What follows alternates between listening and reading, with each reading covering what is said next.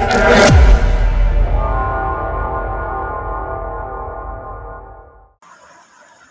everyone, welcome to this next lecture of SMC series and इस SMC series के चलते हुए आज हम एक न्यू लेक्चर्स पे आए हैं जो एक ट्रेडिंग साइकोलॉजी है। इसमें एक्सप्लेन करूँगा कि व्हाट इज़ ट्रेडिंग साइकोलॉजी, जो अप्रोक्स 90 to 95% ट्रेडर्स इसको मिसअंडरस्टैंडिंग और इस पे ध्यान नहीं देते और इससे वो लॉस पे लॉस करते जाते हैं और इस पे ध्यान दिए बिना रिग्रेट फील करते हैं एंड लॉस करते जाते हैं। टुडे मैं एक्सप्लेन कर दूंगा कि मेजर पॉइंट कौन कौन से हैं जिससे जो एक ट्रेडिंग साइकोलॉजी के लिए हेल्पफुल हैं और जिसे हम अगर उस पर कंट्रोल कर लें तो एक बेस्ट साइकोलॉजी के साथ एक प्रॉफिटेबल ट्रेडर बन सकते हैं। That's it. तो पहले फर्स्ट ऑफ ऑल चलते हैं। तो पहला ट्रेडिंग साइकोलॉजी होता है फियर। मार्केट में आने से पहले या मार्केट में ट्रेड करने में हमें एक अपने माइंड या उसके ज़रिए एक फेयर लगता है, डर। फेयर यानी डर कि हम ट्रेड में एंटर हुए हैं, क्या होने वाला है, उसे कहते हैं फेयर। और सेम इसी प्रकार सेकंड ऑप्शन होता है ग्रीड यानी भूख। अपनी एक भूख होती है जो जिस तरह हम ट्रेडिंग करते हैं कि हमें कितना प्रॉफिट चाहिए, हम इतना नहीं लेंगे और ज़्यादा प्रॉफिट चाहिए, उसे कहते हैं हम ग्रीड।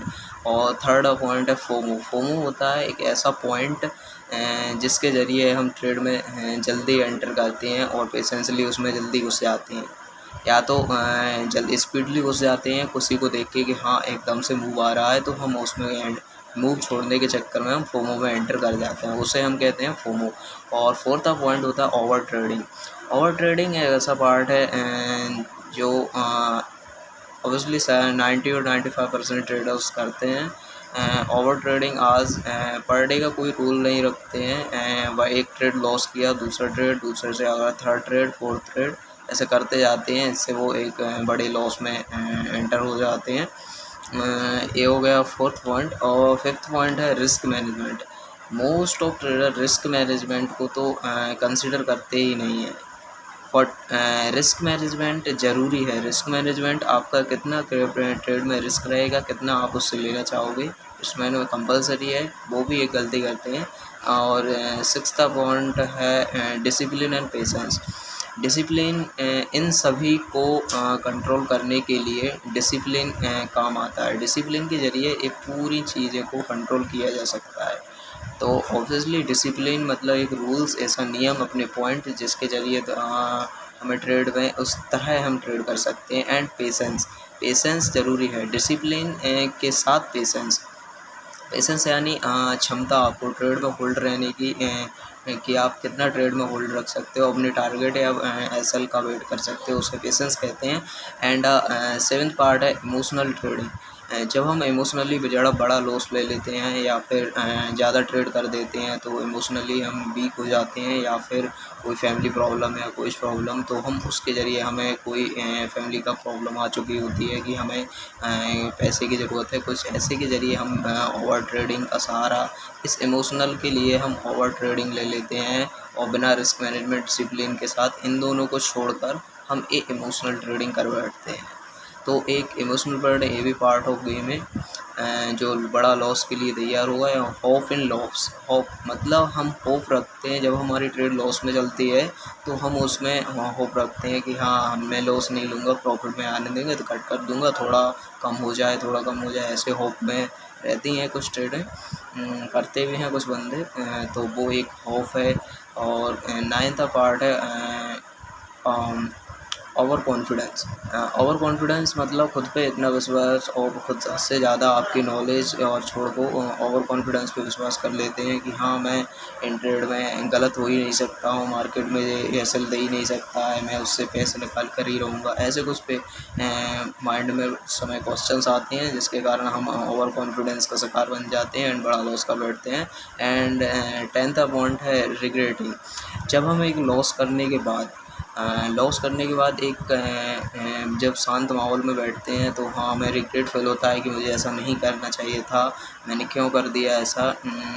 तो एक रिग्रेटिंग, अपने आप को कोसना, ऐसा कुछ रिग्रेटिंग होता है, वो ऑब्वियसली सबके साथ होता है, बट ऐसा करने से हमारा माइंड भी ख़राब हो जाता है और नेक्स्ट डे हम ट्रेड भी सही से नहीं कर पाते हैं। इसी कारण और कुछ से ऐसा पॉइंट है ट्रेड कॉल्स, ये टेलीग्राम है, व्हाट्सएप है, कोई भी इंडिमेट ट्रेडर से भी रजिस्टर बन के और ट्रेडिंग कॉल्स देने लगते हैं, उसके भरोसे में हम ट्रेड करने लगते हैं उनकी स्ट्रेटजी वगैरह पे, और तो उसको भी विश्वास नहीं करना चाहिए। आज वो प्रॉफिटेबल है और कल नहीं होगा, या फिर वो को प्रॉफिटेबल है तो वो खुद क्यों नहीं बना रहा, ये भी क्वेश्चन किया करें। अगर वो प्रॉफिटेबल क्यों आपको टिप्स दे रहा है, ठीक है। 11th point very important and compulsory, लोग इसको यूज कभी भी करते हैं।